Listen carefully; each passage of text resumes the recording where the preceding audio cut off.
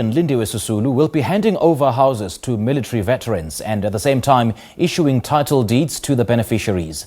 The aim of this is to accommodate communities from the informal settlements, the backyard dwellers and other communities within Midvaal local municipality, Mfuleni local municipality and the city of Johannesburg.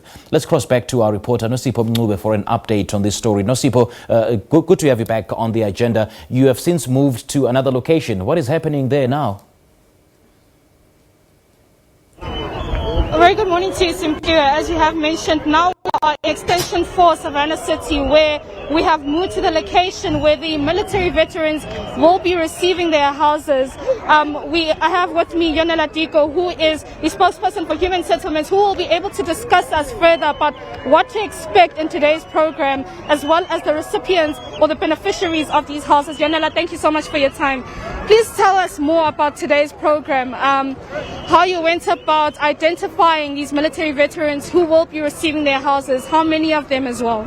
Thank you very much. Well, today really is a special day because it gives us an opportunity to honor the people who have honored us by giving the highest service any person can give for the country. It may not look like it now, but these people sacrificed their lives for strangers like us. There is a secret promise between or a sacred promise between any country and its military people that once they come back home, they should be housed, they should be taken care of medically, they should not be unemployed. So this is the least we can do to meet those kinds of needs as part of the sacred promise between a country and its military veterans. So there is a list of all military veterans that is held by the Department of Defense, and those people are whenever there is a project that has been given to the Department of Human Settlements, the list is then provided for. If it's 52 houses, it's 52 houses here. So the 52 names have been taken from that list. Those names are going to be handed over today, but it's an ongoing process to make sure that our military veterans are housed, are well taken care of, and are not unemployed. We saw the minister earlier bricklaying one of the houses. We also saw her inspecting one of the houses. We obviously will be speaking to her at the briefing today, but your satisfaction with the way the houses look, the conditions they're in, as well as the water reservoir that we're hearing, Rand Water is also partnering with you to ensure that these places have water supply.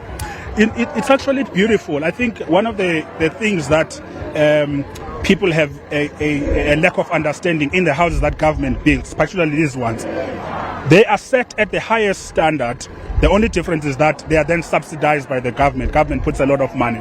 So whenever there is provision of military houses, affordable houses, people should never think that that somehow implies it's low quality. It only implies that it costs the people who are going to come, either it's free or less, but the quality is at the highest level, but government puts in the money. So as we viewed a few houses with the minister earlier, the minister was actually really impressed by, it's a 3-bedroom house, it's tiled on the floor, it's concealed ceiling, beautiful houses that could be anywhere in the country. The only difference is that those houses are subsidized by government. So minister was sort of educated by a specialist, a woman, a bricklayer, in how these houses are being built. So it's a very special day that symbolizes the highest level of quality that houses that the government provides, and of course subsidized at times. And people should always be confident that government sets the highest standard. It's just that the government either subsidizes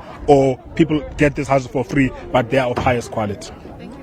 That is Yonela Diko, who is the spokesperson for Human Settlements, just speaking to us about this part of the program. This is part B of the program, where the military veterans will be receiving their houses. Unfortunately, the vehicle behind me has blocked the view of one of the houses that they will be receiving, but we will be able to show you those pictures as well as speak with the minister a little later at a media briefing that is meant to be held after 12 about today's program. But it's back to you, Mncube.